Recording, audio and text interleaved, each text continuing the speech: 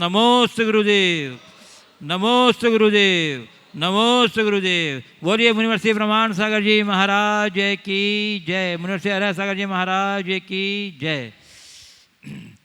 प्रिय दर्शकों, मैं आपको ले चलूँ शंका समाधान की ओर। इसके पूर्व श्री श्री रिया जैन सुपुत्री श्रीमती अंजू संतोष जैन कटनी पुरानी बस्ती वाले, तो उस रिया जैन ने पूज्य गुरुदेव का एक बहुत ही सुंदर हैंडमेड स्केच तैयार किया, हाथ से अपने बनाया है। और ऐसा लगता है कि आज मुनिश्री एकदम जीवंत बैठे हैं।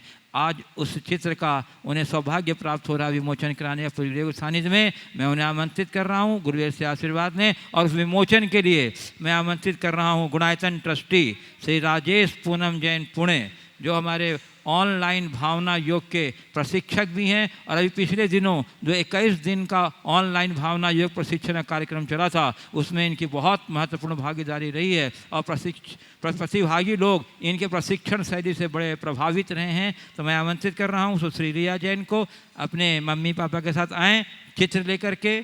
और श्री राजेश पूनम जैन गुणायतन ट्रस्टी ऑनलाइन भावना योग के प्रशिक्षक, और उनके साथ में धर्म प्रभावना समिति के मुख्य संयोजक श्री प्रेमचंद जैन प्रेमी कटनी को भी मैं आमंत्रित कर रहा हूं कि वे भी आएँ और गुरुदेव के इस जीवंत चित्र के अनावरण में श्री शैलेंद्र जी जैन कंजे, उन्हें भी मैं आमंत्रित कर रहा हूँ। जोरदार करतल ध्वनि से देखिए कितना सुंदर हाथ से बनाया है ये रिया जैन ने। इसके प्रयास की जितनी सराहना की जाए उतनी कम है। एक बार आकर मुनिश्री का आशीर्वाद ग्रहण कर लो। और चलिए अब मैं आपको लिए चलता हूँ शंका समाधान की ओर। पूज्य गुरुदेव, प्रथम प्रश्न के लिए मैं उपस्थित कर रहा हूँ रायगढ़ छत्तीसगढ़ से श्री ऋषभ जैन पूछ रहे हैं गुरुदेव कि एक विद्यार्थी पुस्तक को कैसे पढ़े कि वही उसका गुरु बन जाए और उसे कोई ऑनलाइन कोचिंग ले करके अपनी आँखों को खराब न करना पड़े। कोई विद्यार्थी पुस्तक को कैसे पढ़े कि वही उसे गुरु बन जाए और उसे फिर ऑनलाइन कोचिंग करके आँखों को खराब करने की नौबत ना आए। देखिए, जब भी आप किसी पुस्तक को पढ़े तो प्रारंभिक अवस्था में किसी न किसी की मदद की ज़रूरत होती है, लेकिन जो थोड़ा आगे बढ़ जाते हैं उन्हें उस प्रकार की मदद की आवश्यकता शेष नहीं रहती। यदि वो मन लगा करके पढ़े, विषय वस्तु को समझते हुए पढ़े, तो उसे फिर किसी की आवश्यकता नहीं पड़ती। केवल रटने से कोई भी विषय हमारे द्वारा अधीत नहीं होता। हमें रटने की जगह विषय वस्तु को ठीक तरीके से समझने की कोशिश करनी चाहिए। समझते हुए अगर हम पढ़ते हैं तो चीज़ें फिर कभी भूलती नहीं, हम उसको पूरी तरह हृदयंगम कर सकते हैं। जहाँ तक सवाल है प्रारंभिक भूमिका के छात्रों का किसी की मदद न लेने की, तो अगर कोई प्राइमरी का स्टूडेंट है और उससे हम कहें किसी की मदद न ले तो गड़बड़ है। उनके लिए मैंने बहुत पहले एक सलाह दी थी कि बच्चों को ऑनलाइन पढ़ाने की जगह भी तो माँ बाप भी फुर्सत है, बच्चों को पढ़ा दे, थोड़ा समय बच्चों को दे, उससे बच्चों की निकटता बढ़ेगी और साथ साथ बच्चे बुरी आदतों से भी बचेंगे, उनको सही समझ होगी। बच्चे पढ़ा सकते हैं, घर में जो बड़े बच्चे हैं वो पढ़ा सकते हैं। कोई ज़रूरी नहीं कि हम हर बच्चे को ऑनलाइन क्लासेस में ही लगाएं। यदि ऐसी सोच बनाकर कराई जाए तो इसके बहुत अच्छे परिणाम आ सकते हैं। पूज्य गुरुदेव, कटनी मध्य प्रदेश से सुनीता जैन कह रही हैं, गुरुदेव मैं भावना योग प्रतिदिन करती हूँ, पर नियमितता में कमी होने के कारण मैं पूर्णतः लाभ नहीं उठा पा रही। भावना योग में जो शब्द आते हैं उनमें कुछ शब्दों को विशेष रूप से कमांड देने के लिए क्या उनकी पूरी माला कर सकती हूँ, जैसे सोहम, निरोगोहम, राग द्वेष मोह रहितो हम, ईर्ष्या स्वभाव रहितो हम इत्यादि। यदि कर सकते हैं गुरुदेव तो मुझे आशीर्वाद दे दीजिए, क्योंकि मुझे मेरे अंदर की बहुत सी बुराइयों को कम करने की अनेक भावना है। बार इस विषय में प्रकाश डाल चुका हूँ, आप कर सकते हैं। हैदराबाद तेलंगाना से श्री अमित जैन कह रहे हैं, मेरी शंका यह है कि छोटे बच्चे अपने टीचर की बात को ही सही मानते हैं। यदि अज्ञानतावश उन्हें कुछ गलत बता दिया और यदि अभिभावक उन्हें कहें कि नहीं यही सही है, तब भी वह अपने टीचर को ही सही मानते हैं। महाराज श्री, ऐसी स्थिति में टीचर का उत्तरदायित्व कितना अधिक बढ़ जाता है, इसके लिए समाज को क्या करना चाहिए? देखिए, बात सही है। बच्चों के मन पर जो उसके शिक्षक का प्रभाव होता है वो किसी का नहीं होता। टीचर की बात को और पुस्तकों में लिखी बातों को बच्चे बहुत दृढ़ता से मानते हैं और मानना भी चाहिए। अब रहा सवाल घर वालों की बात नहीं मानते, तो इसमें शिक्षकों का दायित्व तो बहुत महत्वपूर्ण होता है। शिक्षकों को चाहिए कि वे बच्चे को वही और उतना ही बताए जो सही है, और इसके लिए अभिभावकों को भी ये चाहिए कि वह ऐसे ही स्कूल में अपने बच्चों को दाखिला दे जहाँ सही बात सिखाई जाए, जहाँ इस तरह की कोई बात न सिखाई जाए, न समझाई जाए जिससे बच्चों का मन भटक जाए। यदि इन दोनों तरह की सावधानियाँ रखी जाए तो फिर ये समस्या हल हो सकती है। पूज्य गुरुदेव, अहमदाबाद गुजरात से प्रोफेसर कमलेश जैन कह रहे हैं, मेरी जिज्ञासा ये है गुरुदेव कि क्या उल्टा नमोकार मंत्र की जाप कर सकते हैं और उसे करने से क्या लाभ होगा? किस परिस्थिति में उल्टी नमोकार मंत्र की जाप करनी चाहिए और आगम में उसके बारे में कोई उल्लेख है क्या? देखिए, मैंने अनेक बार इस विषय में भी प्रकाश डाला है कि नमोकार मंत्र की कोई आनुपूर्वी नहीं होती। नमोकार मंत्र आप कैसे भी पढ़ सकते हैं, कैसे भी जप सकते हैं। सीधे भी 1 2 3 4 5 5 4 3 2 1 1 3 4 5 2 या 1 2 5 4 3, चाहे जैसा आप कर सकते हैं। नमोकार मंत्र को आप किसी भी रूप में भी पढ़ें, उसका प्रभाव सदैव सीधा होता है। अपनी एकाग्रता को बढ़ाने की दृष्टि से यदि आप उल्टा पढ़ते हैं तो कोई दोष नहीं है, क्योंकि सीधे सीधे नमोकार पढ़ने में मन चूँकि संस्कारित है तो मन इधर उधर भागता रहता है।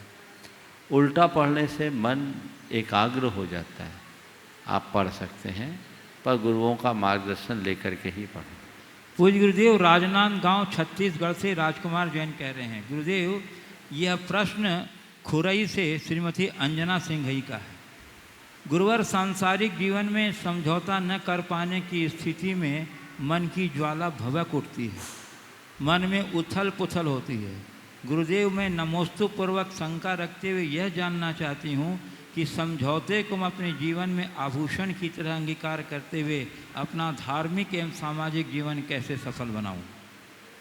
समझौते को अपने जीवन का आभूषण बनाते हुए धार्मिक, पारिवारिक और सामाजिक जीवन को कैसे सफल बनाओ? देखिए, समझौता से अच्छा और कोई रास्ता नहीं।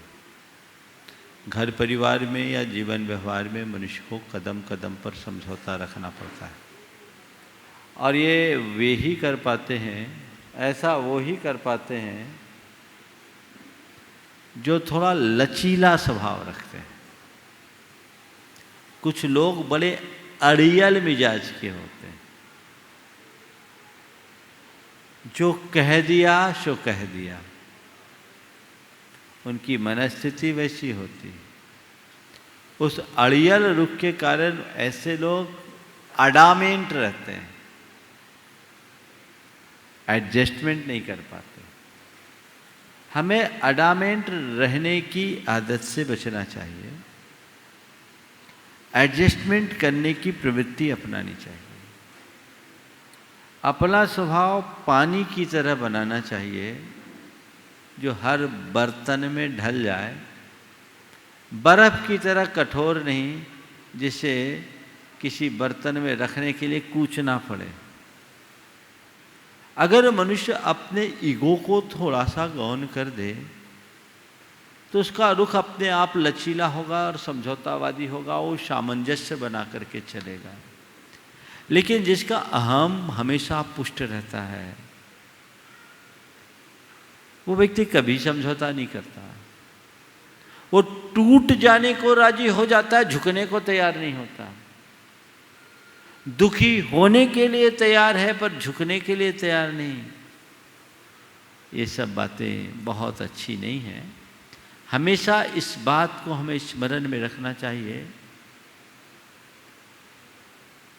कि कलह का और अहम का परिणाम सदैव बुरा ही होता है। समझौते और सामंजस्य का परिणाम सदैव सुखदायी होता है।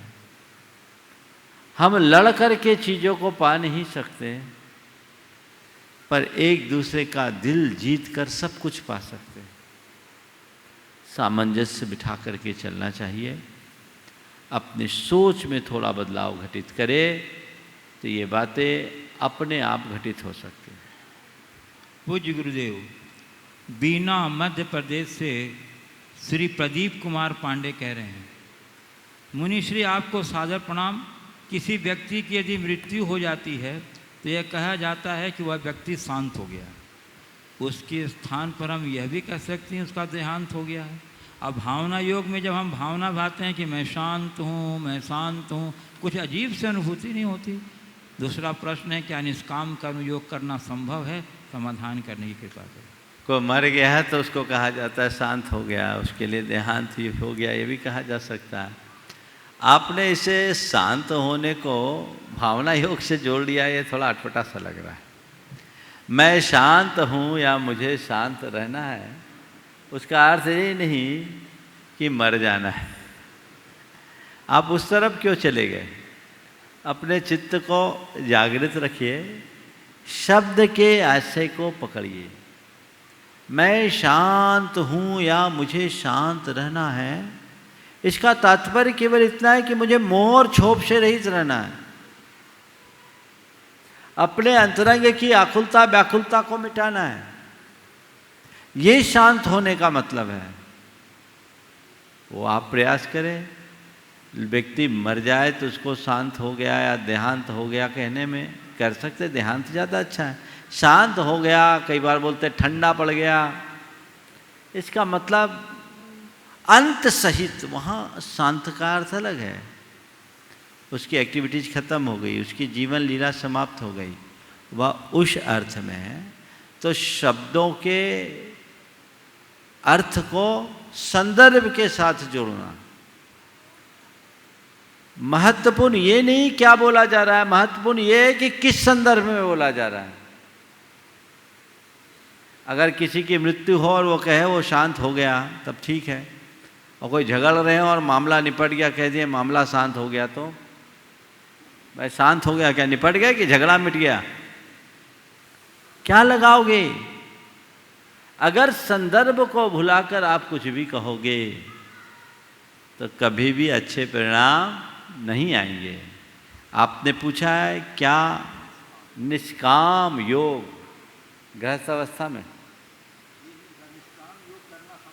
असंभव थोड़ी है। निष्काम योग ही योग है। कर्म करो, फल की वांछा मत करो, सहज भाव से अपना काम करो। कर्म सिद्धांत पर जो मनुष्य विश्वासी होता है, जीवन और जीवन की व्यवस्था को जो जानता है, वो निष्काम योग को धारण करता है। जैन धर्म की साधना में सम्यक दर्शन का एक अंग है निष्कांक्षित अंग, जो निष्काम योग को ही बताता है कि हमें अपना कर्म करना है, फल की वांछा नहीं करना है। कर्मण्येव अधिकारस्ते मां फलेषु कदाचन, गीता की उक्ति भी उसी निष्काम योग की अभिव्यक्ति। पूज्य गुरुदेव, कोची केरला से लीशा लुनावत कह रहे हैं, गुरुदेव मेरी उम्र 10 वर्ष है। मेरी जिज्ञासा ये है कि हम गलत कार्यों के तरफ ही ज़्यादा आकर्षित क्यों होते हैं और इससे बचने का क्या उपाय? 10 साल के बच्चे ने बहुत बड़ा प्रश्न पूछा है। हमारा मन गलत कार्यों की ओर ही क्यों जाता है? इसलिए कि जन्म जन्मांतरों के संस्कार गलत कार्यों के प्रति जुड़े हुए हैं, और हमारे जैसे संस्कार होते हैं वैसी हमारी प्रवृत्ति हो जाती है। जन्म जन्मांतरों से हम ऐसी भावना भाते आ रहे हैं, हमारी वैसी सोच बन गई, जैसी भावना जैसी सोच उसी के अनुरूप हमारे संस्कार बन गए। तो संस्कार बनने के कारण वैसा ही होता है। आपने देखा होगा कहीं पानी बहता हो और उसके बाद सूख जाए, एक बार पानी बह करके सूख जाए, दोबारा वहाँ पानी डालो तो पानी वहीं से बहेगा जहाँ पहले बहा था। अनुभव है ना? एक बार पानी डाला, पानी बह गया, सूख गया, उसकी धार सूख गई, दोबारा जब कभी भी हम डालते हैं तो पानी वहीं जाएगा जहाँ पहले बहा था। तो ये जो पुराने हमारे संस्कार हैं वो हमें बार बार प्रेरित करते हैं, और जैसे संस्कार होते वैसा जीवन बनता है। पूज्य गुरुदेव, इंदौर मध्य प्रदेश से श्री महेंद्र जैन पत्रकार कह रहे हैं, महाराज जी, एक बेहतरीन जिंदगी जीने के लिए ये स्वीकार करना आवश्यक है कि जो हमारे पास है वह सर्वश्रेष्ठ है, लेकिन महाराज इस संसार रूपी मकड़ जाल में पल प्रतिपल महत्वाकांक्षा बढ़ती जा रही है। महाराज जी, ऐसे में अपनी सोच में परिवर्तन कैसे करें? पल प्रतिपल बढ़ती हुई महत्वाकांक्षा के साथ सोच में प्रतिपल परिवर्तन कैसे करें? भैया, आग में घी डालते रहो और सोचो कि बुझे, कहाँ संभव? आपको तो अपनी महत्वाकांक्षा को बदलना ही पड़ेगा, अपनी सोच में आध्यात्मिकता को प्रतिष्ठापित करना होगा। जब तक सोच में आध्यात्मिकता प्रतिष्ठापित नहीं हो जाती, हमारा चिंतन नहीं बदल जाता, हम अपने जीवन में कारगर उपलब्धि घटित नहीं कर सकते। तो हमें चाहिए कि जीवन में एक अध्यात्म की भावना जगाए, और वो जगेगी तभी जब हमारे अंदर यथार्थ का भाव जग जाए। एक बार यथार्थ को समझने की कोशिश कर लो। बुद्ध ने अपने जीवन में एक वृद्ध, एक रोगी, एक वृद्ध और एक मृतक को देखा। बुद्ध प्रबुद्ध हो गए। देखा ना? इतना ही ना, क्या हर कोई बीमार होता है? मुझे भी बीमार पड़ना पड़ेगा? हाँ, ये तो संसार है। हर कोई वृद्ध होता है, मुझे भी वृद्ध होना पड़ेगा? बोले हाँ, आपको भी होना पड़ेगा। और हर कोई मरता है, क्या मुझे भी मरना पड़ेगा? सारथी मौन हो गया था। बुद्ध समझ गए थे, और तभी उन्होंने अपने आप को अजर अमर बनाने का रास्ता अंगीकार कर लिया। तो यही सोच हमको अपने भीतर जगानी होगी। जीवन की वास्तविकता को समझिए। लेकिन ज़्यादातर लोग जान के अनजान बने हैं। खुद कितनी बार अस्पताल घुमाए तो भी समझ में नहीं आती। एक बड़े विचित्र घटना घटी। एक सज्जन जो अस्पताल में बहुत गंभीर रूप से बीमार हुए और 17 दिन तक वेंटिलेटर पर रहे, कृत्रिम श्वास प्रणाली पर रहे, लाइफ सपोर्टिंग सिस्टम पर रहे 17 दिन तक। उम्र उस व्यक्ति की 62 साल की थी। लौट कर आया, महाराज आपके आशीर्वाद से बच गए। हमने कहा बहुत अच्छा सौभाग्य तुम्हारा, तुम बच गए। अब एक काम कर लो, बच्ची जिंदगी को अच्छा बनाने के लिए कुछ संकल्प ले लो। अब महाराज अभी बस की नहीं है। वही माया मोह में लग गया। मौत को इतने निकट से देख लेने के बाद भी जो अपने जीवन को बदलने के लिए तैयार नहीं, समझना उस मनुष्य का संसार बहुत लंबा है। उस मनुष्य का संसार अभी बहुत लंबा है, वो बदलने वाला नहीं है। तो हमें ठीक तरीके से चीज़ों को समझने की ज़रूरत है।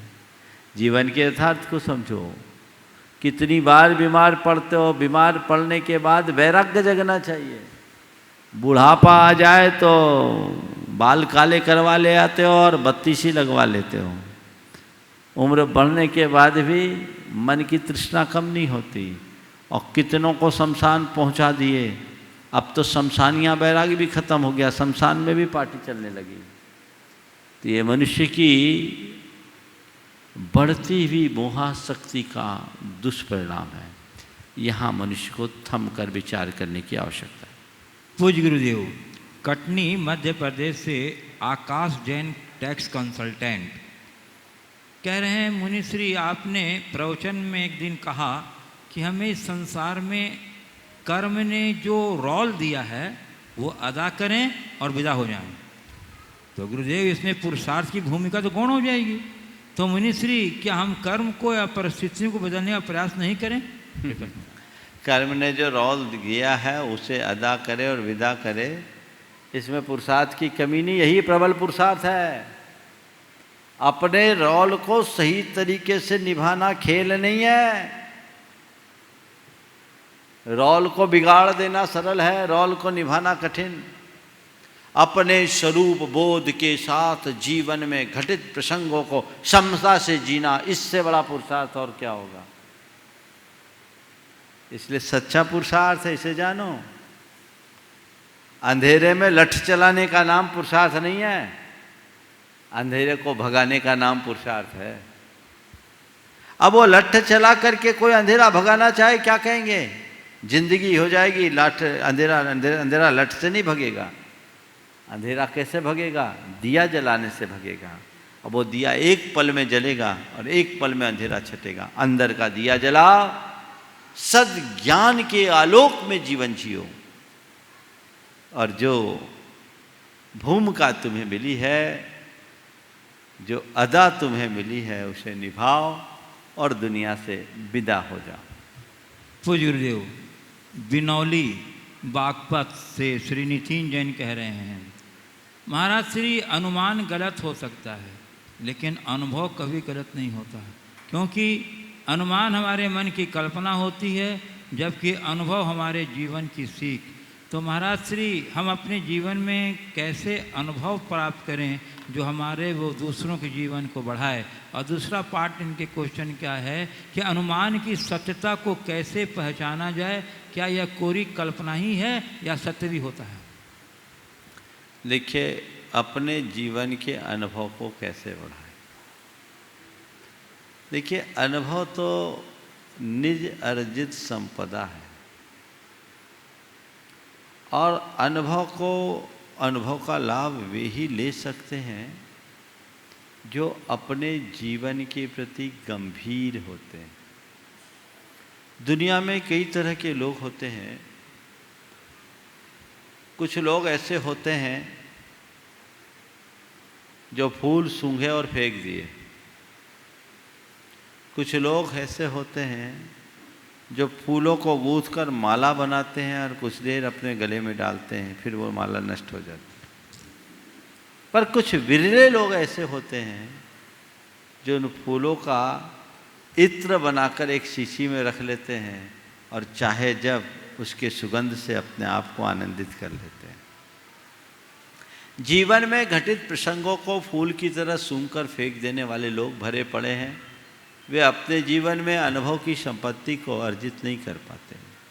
कुछ लोग हैं जो जीवन में घटित घटनाओं की स्मृतियों की माला बना लेते हैं और वो कुछ देर तक अपने साथ जोड़े रहते हैं, लेकिन उसका भी जो लाभ मिलना चाहिए वो दीर्घकालिक नहीं होता।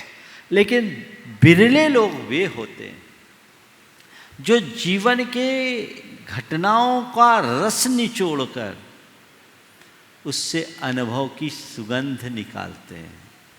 रस निचोड़ने की कला आनी चाहिए, और ये कोई जरूरी नहीं कि जीवन में जो कुछ घटे वो स्वयं के ही अनुभव से हो।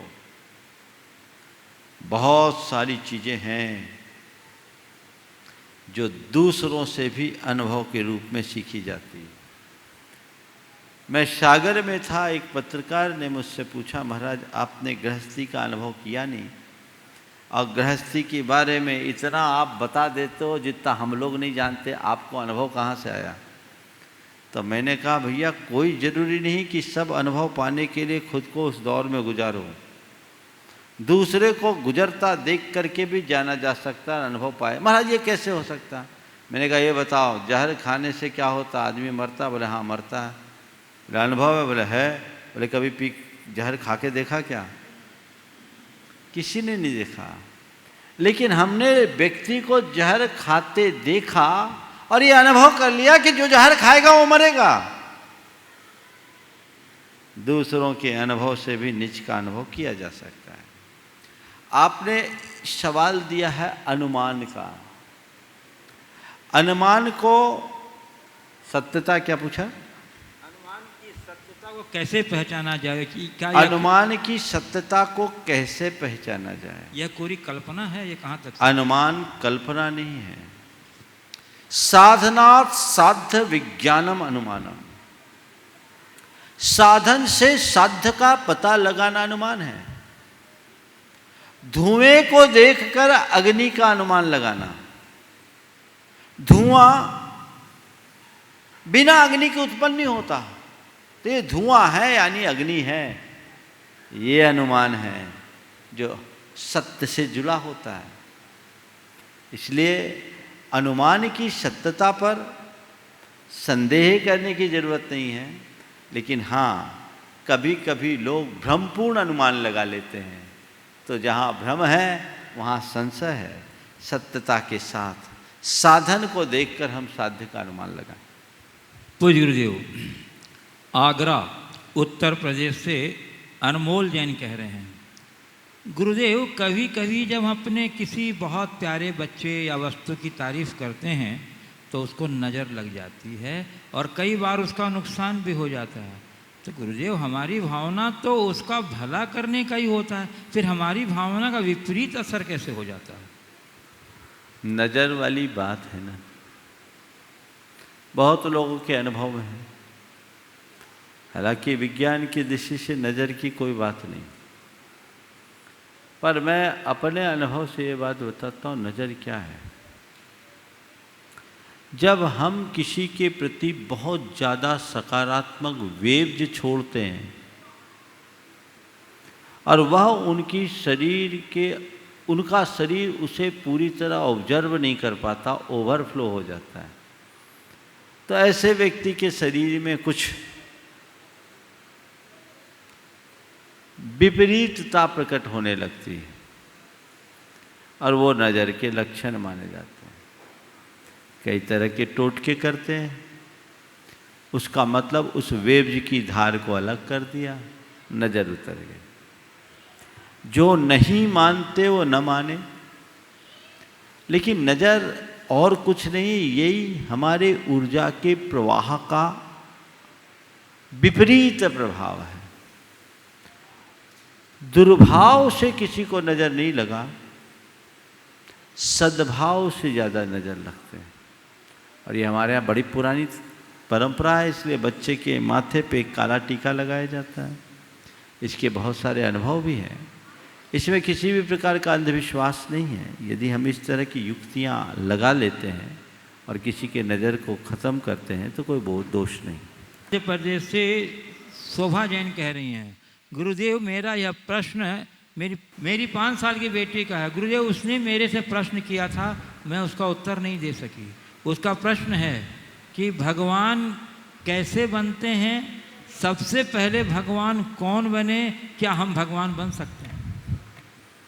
भगवान कैसे बनते हैं, सबसे पहले भगवान कौन बने और क्या हम भगवान बन सकते हैं? छोटे से बच्चे का सवाल है, सवाल बहुत गहरा है, पर बच्चे का सवाल मैं बच्चा बन के देना चाहता हूँ उसका उत्तर। ऐसे बच्चे को बोलो, दूध में से घी निकलता है ना, तो दूध से घी कैसे निकाला जाता है?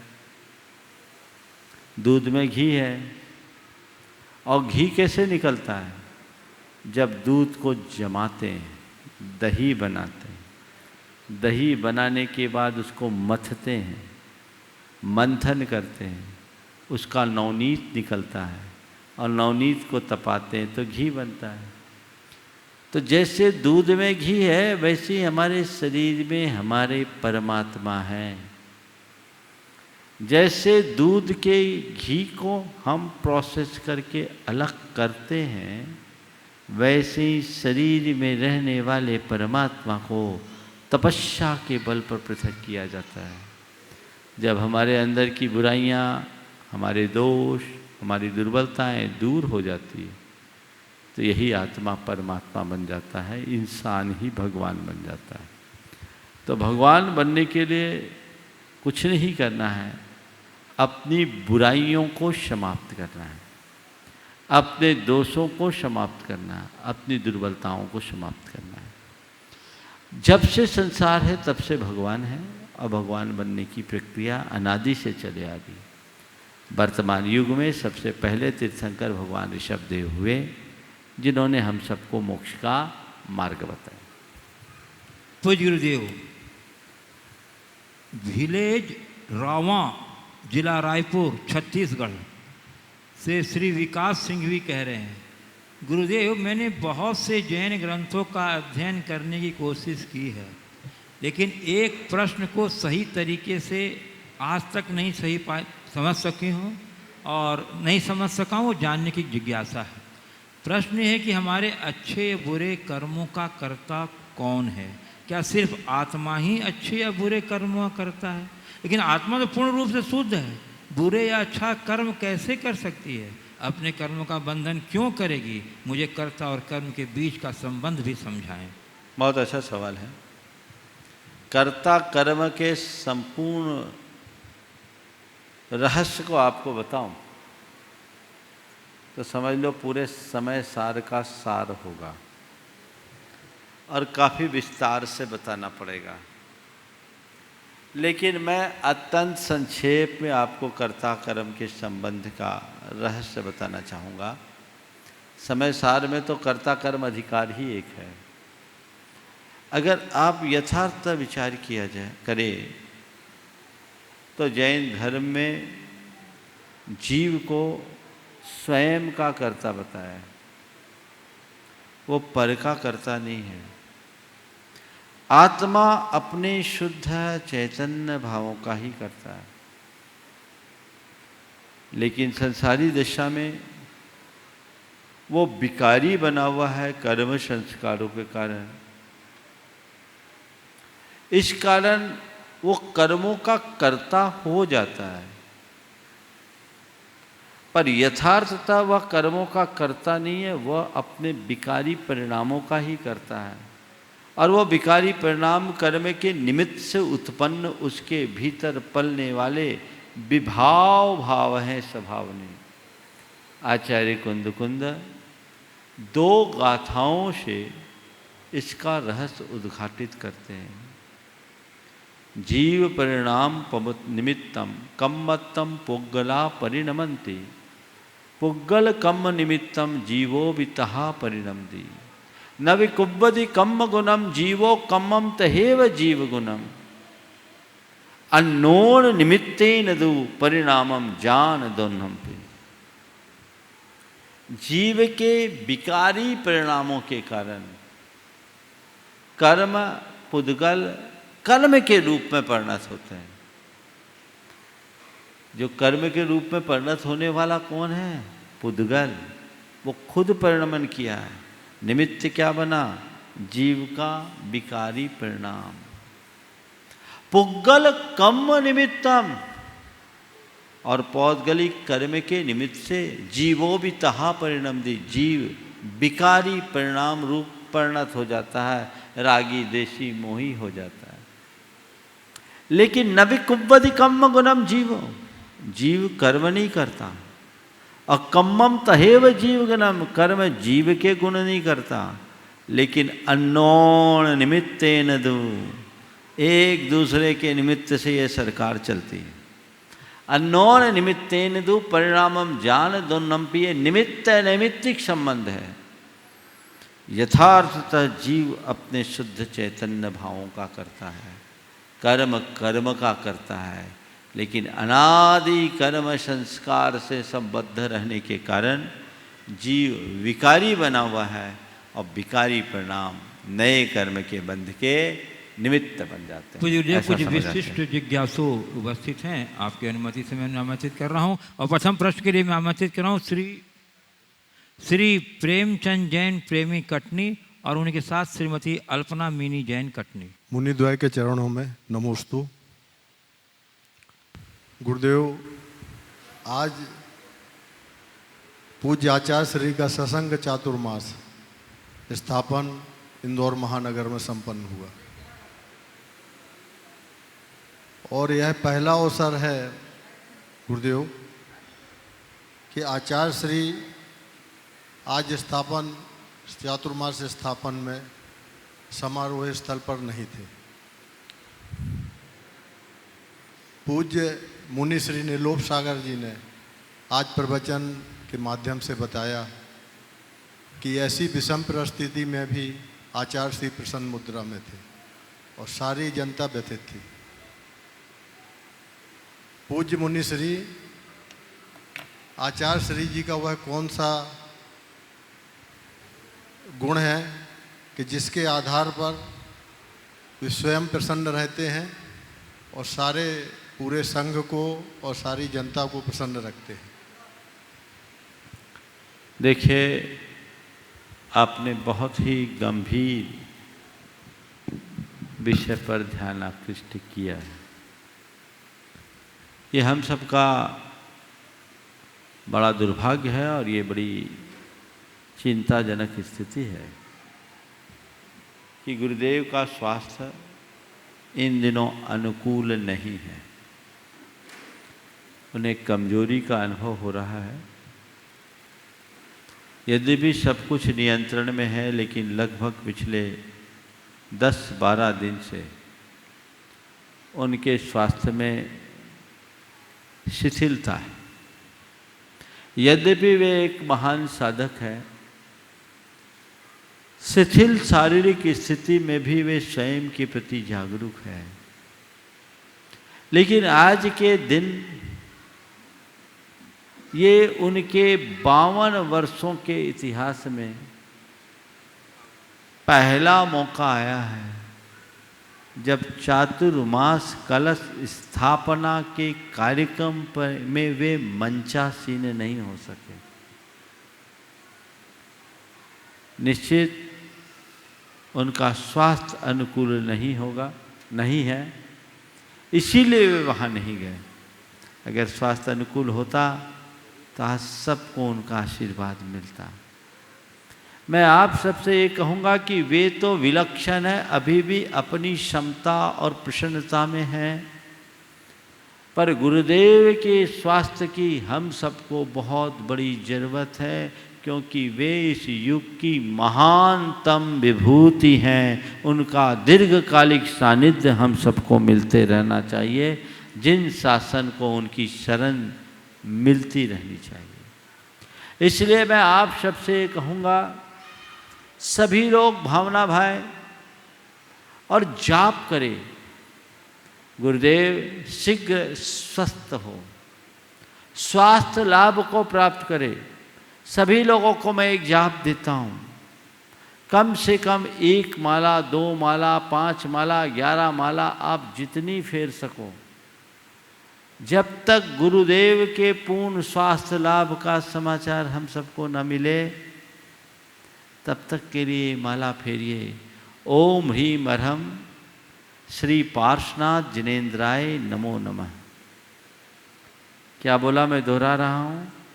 ओम ह्रीम अर्हम श्री पार्श्वनाथ जिनेन्द्राय नमो नमः। ओम ह्रीम अर्हम श्री पार्श्वनाथ जिनेन्द्राय नमो नमः। उसका मंगलाचरण अगले प्रश्नों से पूर्व मैं 9 बार यहाँ बोलता हूँ। जितने लोग इस कार्यक्रम को देखो सुन रहे हैं, मेरे साथ 9 बार दोहराएंगे तो बहुत बड़ी जाप ये हो जाएगी और आप लोगों को याद भी हो जाएगी, ताकि आप आगे ये जाप कर सके। ओम ह्रीम अर्हम श्री पार्श्वनाथ जिनेन्द्राय नमो नमः। ओम ह्रीं अर्हं श्री पार्श्वनाथ जिनेन्द्राय नमो नमः। ओम ह्रीम अर्हं श्री पार्श्वनाथ जिनेन्द्राय नमो नमः। ओम ह्रीं अर्हं श्री पार्श्वनाथ जिनेन्द्राय नमो नमः। ओम ह्रीम अर्हं श्री पार्श्वनाथ जिनेन्द्राय नमो नमः। ओम ह्रीं अर्हं श्री पार्श्वनाथ जिनेन्द्राय नमो नमः। ओम ह्रीम अर्हं श्री पार्श्वनाथ जिनेन्द्राय नमो नमः। ओम ह्रीं अर्हं श्री पार्श्वनाथ जिनेन्द्राय नमो नमः। ओम ह्रीम अर्हं श्री पार्श्वनाथ जिनेन्द्राय नमो नमः। ओम ह्रीं अर्हं श्री पार्श्वनाथ जिनेन्द्राय नमो नमः। ओम ह्रीं अर्हं श्री पार्श्वनाथ जिनेन्द्राय नमो नमः।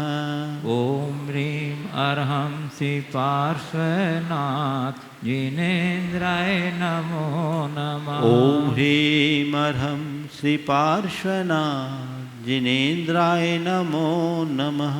ओम ह्रीं अर्हं श्री पार्श्वनाथ जिनेन्द्राय नमो नमः। ओम ह्रीं अर्हं श्री पार्श्वनाथ जिनेन्द्राय नमो नमः। ओम ह्रीं अर्हं श्री पार्श्वनाथ जिनेन्द्राय नमो नमः। ओम ह्रीं अर्हं श्री पार्श्वनाथ जिनेन्द्राय नमो नमः। ओम ह्रीं अर्हं श्री पार्श्वनाथ जिनेन्द्राय नमो नमः। आप सब ये जाप आज से चालू कर दीजिए, औरों को भी प्रेरणा दीजिए। अपने अपने सभी प्रियजनों, इष्टजनों से आप ये संदेश पहुंचाएं। घरों में सामूहिक रूप से भी ये जाप कर सकते हैं और व्यक्तिगत रूप से भी आप जाप जारी रखें। नमस्ते। श्रीमती अल्पना मीनी जैन कटनी और उसके बाद तैयार रहेंगे श्री राजेश लक्ष्य जैन पुणे यूनाइटेड ट्रस्टी। नमोस्तु गुरुदेव, नमोस्तु गुरुदेव, नमोस्तु गुरुदेव। गुरुदेव, गृहस्थोचित कर्तव्यों का निर्वाह क्या मोह शक्ति कहलाएगा? यदि मोह शक्ति है तो गुरुदेव मोह शक्ति तो दुर्गति का कारण है, तो फिर क्या गृहस्थ दुर्गति का ही पात्र बना रहेगा? तो गृहस्थ किस प्रकार अपने दायित्वों को पूरा करे कि वह मोह शक्ति से बच सके? शंका का समाधान कीजिए। गृहस्थोचित कर्तव्यों का पालन क्या मोहाशक्ति है? और मोहाशक्ति तो दुर्गति का कारण है। और यदि ऐसा है तो क्या गृहस्थ दुर्गति का ही पात्र बनेगा? देखिए, गृहस्थ है और गृहस्थ और ग्रस्त में ज़्यादा अंतर नहीं है। उसमें से हर निकाल दो तो ग्रस्त हो जाएगा। गृहस्थी में बहुत सारी चीज़ें होती है, लेकिन इसका अर्थ ये नहीं कि जो गृहस्थ है वो पूरी तरह से मोहाशक्ति ही हो। गृहस्थोचित कर्तव्यों का पालन करो, पर वेद विज्ञान के साथ। कर्तव्य के भाव से गृहस्थी का पालन करो। गृहस्थी को ओढ़ने की कोशिश मत करो।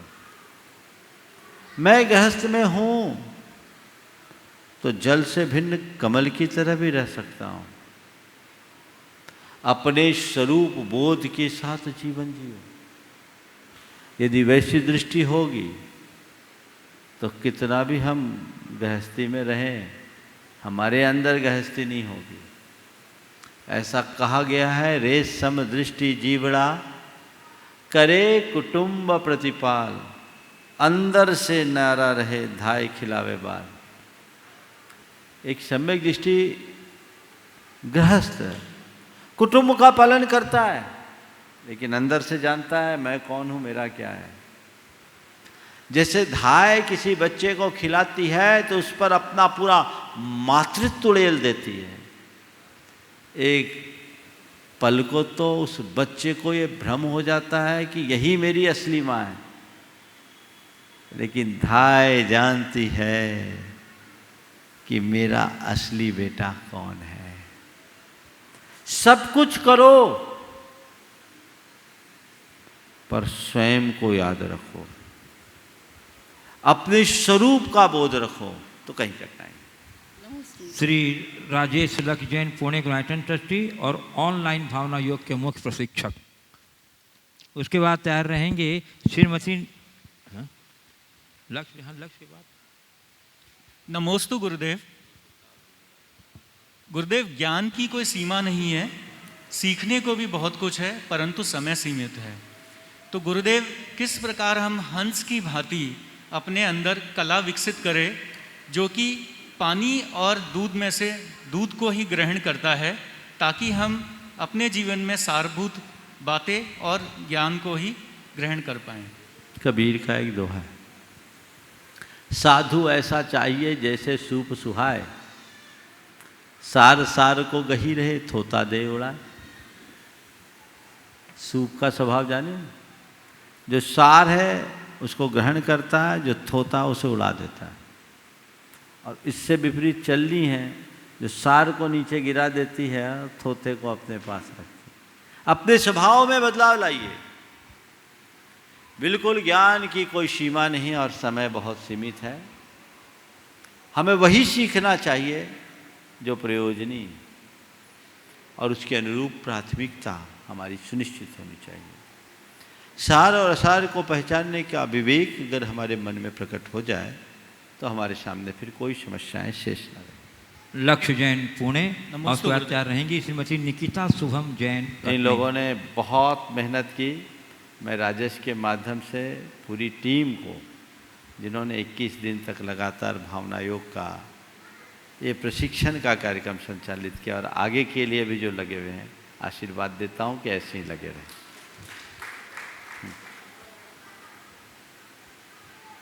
नमोस्तु गुरुदेव। मेरा प्रश्न ये है कि अभी टीवी पे जो है महाभारत आ रहा है, तो हम लोग महाभारत देख रहे हैं, तो उसमें हमने देखा कि श्री कृष्ण जो है वो पांडवों की विजय के लिए अनेक छल करते हैं। तो धर्म की विजय के लिए छल करना कहाँ तक उचित है? देखिए, एक होता है नीति, एक होता है अध्यात्म। वहाँ जो भी व्यवस्थाएं हैं वो नीति की व्यवस्था। नीति में एक नीति होती सठे साठ्यम समाचरे। छलिया को रास्ते पर लाने पर लेकिन छल का उपयोग करना पड़ता है, वो नीति सम्मत बात है और वो अनीति के विरुद्ध उठाया गया कदम है। तो एक राजनेता होने के नाते उनको ये करना जरूरी था। लेकिन जब हम आध्यात्मिक दृष्टि से विचार करें, आत्मा में डूब जाएं, तो कोई हमारी गर्दन काटने आए तो भी हम उसके विरुद्ध कुछ ना बोले। जैन महाभारत को जब आप पढ़ोगे तो आप पाओगे कि उन्हीं पांडवों को जब वैराग्य हुआ, वो दिगंबर मुनि बने और उनके ऊपर एक आतताई ने जलते हुए स्वर्ण लोहा भूषण लगा दिए, तपे हुए लोहा भूषण, लोहे के आभूषण पहना दिए। उन्होंने उफ नहीं किया, कोई प्रतिकार नहीं किया। ये अध्यात्म की साधना की बात थी। ये वे ही पांडव थे जिनने अपने हक की लड़ाई के लिए खून बहाया। 18 दिन तक महाभारत का युद्ध लड़ा। लेकिन जब भीतर के महाभारत का प्रश्न आया तो फिर उन्होंने अस्त्र से युद्ध न लड़कर अपने ज्ञानास्त्र से कर्म को परास्त किया। तो प्रसंगानुरूप कार्य। श्रीमती निकिता शुभम जैन कटनी और स्वाचार्य रहेंगी ब्राइटन ट्रस्टी श्रीमती विमला विनोद जैन कटनी। गुरुवर के चरणों में त्रिबार नमोस्तु। महाराज, मेरी शंका यह है कि हम अपने पारिवारिक जीवन में इतना उलझते जाते हैं कि हम रुचि होते हुए भी अपने धार्मिक क्रियाओं को उतनी तत्परता से नहीं कर पाते। तो ऐसे में हम कैसे सामंजस्य बिठाएं कि हम अपनी पारिवारिक जिम्मेदारियों के साथ साथ धार्मिक क्रियाओं को भी उतने तत्परता से कर सकें? कृपया मार्गदर्शन। देखिए, बहुत अच्छा सवाल आपने किया है। पारिवारिक जिम्मेदारी को निभाना आप जैसी गृहिणियों का प्राथमिक कर्तव्य है और वो करना चाहिए, खासकर उनका जिनके बच्चे छोटे हैं, जिम्मेदारी ज़्यादा है। अब रहा सवाल उनको निभाते समय धार्मिक क्रियाओं को न कर पाने का, तो उससे मन ज़्यादा विचलित नहीं करना चाहिए। हमें प्रसंग और परिस्थिति के अनुरूप धर्म करना चाहिए। यदि घर की जिम्मेदारी हमें निभाना जरूरी दिख रहा है तो अपने गृहस्थी की जिम्मेदारी को भी अपना धर्म मानना चाहिए। रहा सवाल धार्मिक क्रियाओं के करने का, तो धार्मिक क्रियाओं को करने का तरीका बदल दो। जितनी देर भोजन बनाओ उतनी देर भक्तामर पढ़ लो, पूजा पढ़ लो, पाठ पढ़ लो, नमोकार जप लो। जहाँ समय मिले वहाँ आप कुछ अच्छा कर लो, अच्छा सुन लो। टाइम बचाओ, व्यर्थ के कार्यों से अपना समय बचाकर आप धर्म ध्यान करो। यदि आप धर्म ध्यान करना चाहोगे तो कैसे भी कर सकते हो।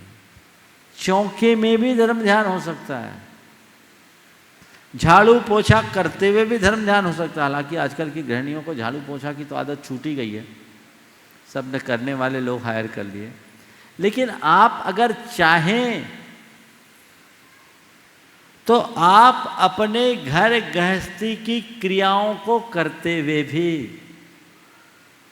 धर्म ध्यान कर सकती हैं। उसके लिए हमें प्रयास करना चाहिए, तरीका बदलना चाहिए और मन में हीन भाव नहीं आने देना चाहिए। हाँ, श्रीमती विमला देवी जैन, विनोद जैन, गुणायतन ट्रस्टी, और उसके बाद तैयार रहेंगी श्रीमती अर्चना मुकेश कौशल। हे गुरुदेव, आपको कोटि कोटि बार नमोस्तु नमोस्तु नमोस्तु। गुरुदेव, आपके मुख रूपी दर्पण में मैं अपना मुख देखती हूँ तो मुझे बहुत कालिख नज़र आती है। मैं ऐसा कौन सा व्रत या संयम करूं कि व्रत या संयम रूपी साबुन लगाऊं कि ये मेरी कालिख थोड़ी मोड़ी धुल जाए। कोई साबुन लगाने की ज़रूरत नहीं है, सब कालिख साफ हो जाएगी। पोंछने की क्रिया भर शुरू कर दो बिना साबुन के। कालिख दिखे तो सही। अगर हमें हमारी कालिख एक बार दिख जाए और हम उसे साफ करने का संकल्प भर कर लें और प्रयास प्रारंभ कर दें, सब धीरे धीरे साफ होगा। मुश्किल ये है कि लोग कालिख तो देखते हैं और उसे साफ करने के लिए अपेक्षित प्रयास नहीं करते। प्रयास जारी रहे। श्रीमती अर्चना मुकेश कौशल, कटनी। मुनिद्वय के चरणों में कोटिशः नमन। हे गुरुदेव, पूजा, आहार विधान आदि धार्मिक क्रियाओं में तो मेरा मन लगता है, लेकिन जब मैं प्रवचन सुनने बैठती हूँ या स्वाध्याय करने बैठती हूँ तो मेरा मन स्थिर नहीं रहता। इसका क्या कारण है गुरुदेव, और इसका निवारण क्या है? ज़्यादा दिमाग मत लगा, जिसमें मन लगता वैसे ही धर्म करो। सबका टेस्ट अलग अलग है, सबका इंटरेस्ट अलग अलग है। धर्म ध्यान होना चाहिए। सब काम करूँ वाले कुछ नहीं कर सकते। जो सामने आ जाए कर लो तो सब काम हो जाए। क्या ठीक से स्वाध्याय किए बिना एवं ठीक से प्रवचन सुने बिना धार्मिक क्रियाओं में समीचीनता आ सकती है? इतना भर पता होना चाहिए कि मेरा हित क्या है, अहित क्या है, क्या मुझे करना क्या नहीं करना। बाकी तो सब पंडिताई का विषय है। अपन को पंडित बनने के लिए स्वाध्याय नहीं करना, जीवन संवारने के लिए करना। श्रीमती डाली जैन मालगुजार, कटनी।